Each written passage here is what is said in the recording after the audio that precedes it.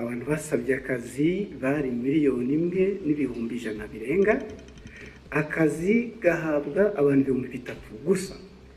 Mu mpamvu zimwe zibitera, inzego za leta zimwe zishyira ku isoko imirimo zigakoresha ibizami, abantu bagatsindira akazi ntibabashyire mu myanya. Inzego za leta hakwiye kubamo n'abakeya kurusha abo ngabo, hakwiye kubamo bakeya kurusha 3,000. Leta bose barajyamo bashaka iki? Abanyirinsengero basabwe kugira ibyo bavugurura, barabivugurura bashyiramo amafaranga, nabyo bigiye gusaza zitarataha. Iyo bibagewe nta nsengero nafunga.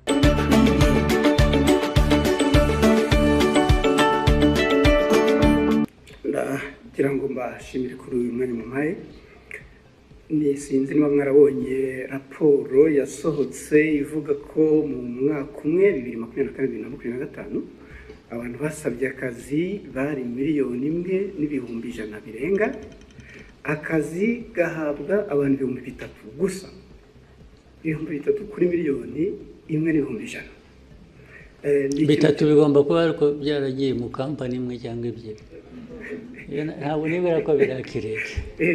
Noneho mu mpamvu zimwe zibitera, inzego za leta zimwe zishyira ku isoko imirimo zigakoresha ibizami, abantu bagatsindira akazi ntibabashyire mu myanya.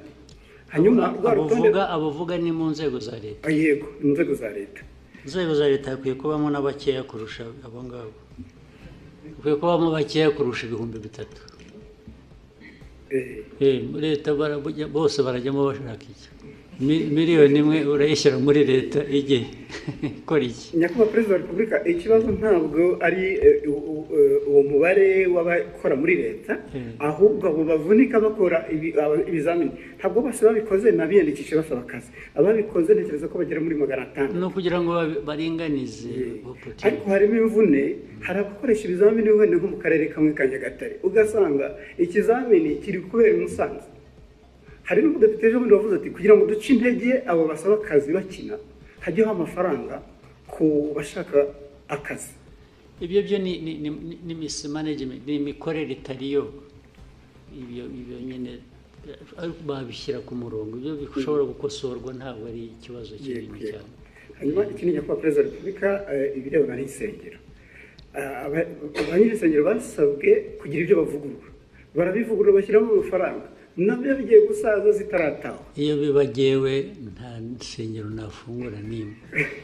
N'ibyo dukora tubikora nyine byose kugira ngo abantu nayo insengero muri development, muri ibi byose twavugaga intambara ziri ku isi na survival y'igihugu, insengero zifitemo uruhare iki?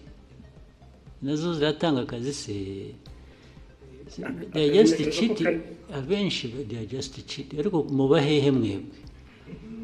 Ngewe ibyo mbona ko ari abantu huzuyemo ububande gusa, kurwana n'ababande bari mu churches nabyo nta mpuhwe mbifitiye na busa rwose. Ariko mwebwe abakoroni barabarindagije, namwe murarindagira. Ubu ibintu twirwe tuganira ibintu bya church, ibisengero, wagiye mujye guhinga, mworore, mujye gusenga nushaka usengere kuri telefone. Churches aho byaturutse ntuhazi, churches ahantu hose ziri, ahubwo ndetse buriya nuko dushaka gushyira ibintu kuri, tudashaka guhutaza abantu, tugira kwigisha, naho hafunzwe nke. Ikibazo kirimo Nyakubahwa Perezida wa Repubulika, kubera hari uturere tumwe zifunguye, abaturage baturuka mu turere aho zifunze bajya gutera umubyigano. Naho tuzazifunge ahubwo. Yes, aho ziri ubwo tuzazifunga, bajye basengera mu rugo rwose. Iri senga abanyafurika mwara. Niba munyemera ikindi kibazo kimwe kirebana n'inyambo, ejo bundi mwagabiye miri wa Katari inyambo Albert Rudatsimburwa twaza tuganira avuga ati birakwiye ko inyambo zishyirwa mu murage w'igihugu ku buryo buri official. Ibyo bintu mwese mubitekerezaho bizakorwa ryari? Muzabitekerezeho mwe. Muzabitekerezaho mubikore, njye mfite inyambo ndazitunze ndishimye, uko muzazigenza migirire gute ibyo birabareba. Yes, njye nzatunga ngabe nishime nyambo ko ari amateka yacu se. Mwe mukora akazi ko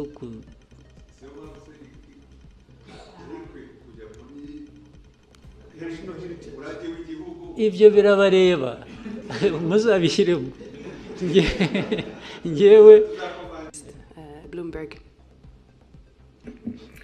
Thank you, Mr. President. Dore with Bloomberg News. I just have a couple of things I'd like to hear from you. If we look at gold prices, they've hit an all-time high in the market. In the context of Rwanda, IMF projects that by the end of the year, gold is going to account for half of your export revenue, about $2 billion by the end of this year. But in the same breath, we have seen sanctions, particularly from the EU, on the country's main smelter, Kasabo, and some of its executives. So in lieu of the sanctions, what is Rwanda currently doing with its gold? And maybe if you can broaden out that conversation for me, what is the importance of gold in Rwanda's economy? And do you have specific plans to develop the gold industry? Thank you very much. Do you want to advise those who are applying sanctions? I'm saying, do you want people to add more sanctions to stop that, or what? No, I want to know if you're not selling it to the EU, because Rwanda also has a really big deal, about $900 million mineral deal with the EU. Yeah. So if they're off the table, if that is frozen, what is currently happening? There's nothing frozen. There's nothing frozen. You know what they sanctioned? They are individuals who led that refinery. But the refinery operates, right? So that I don't misquote you, Rwanda is still selling its gold to the EU? It's selling gold to the market. Whether EU, the Gulf region, or United States. I don't know whether I understand, I'm getting your question properly. But there is definitely gold. We have gold here, by the way. Did you know it? You know a place called Miove? You have heard? During the war of 92-3, our soldiers were operating in that region. Miove, there is a swamp, you know it? In Chumbi. Our fighters woke up and found some stones they didn't know flowing along the river, and they picked that stuff. And in fact, we sold it, sent it through to Uganda, sold it. It bought us, we were able to buy some meals for a week. Just from the gold we picked. The mining still goes on artisanal, and now they are doing deep exploration to see if there is gold in Nyamagabe area, in Nyanyongwe. A lot of gold comes from there, and so on and so forth. Then more gold comes from, and gold has been coming through here or sold here from Congo as it goes through Burundi or goes through Uganda. So there's nothing particular about gold and Rwanda that people should blah, blah, blah about. Even the refinery, but you know the sanctions, if you followed, the sanctions, they sanctions 2 individuals. What does that have to do with gold?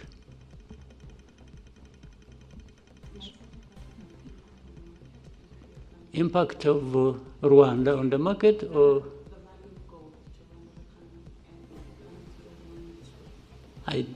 well, it must be there. I haven't calculated it, but the impact must be positive, must be there relative to the price of gold going up. I've been seeing it is now at around 4,000. Yes, 4,000 plus dollars per ounce, I think. That's huge. As you see it, you may end up, and it has nothing to do with Rwanda, you may end up having wars around gold, those who need it and those who produce it in the world. And those who have more will get more involved than those of us. We are talking about young or small people. Rwanda always carries the burden of the whole world by itself.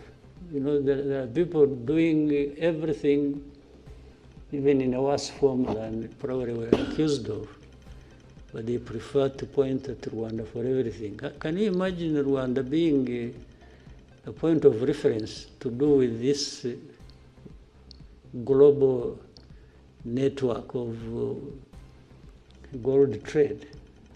You get it clearly that it is politics, it is geopolitics, it is some nastiness that goes on every day. Otherwise, how does Rwanda really surface in all this?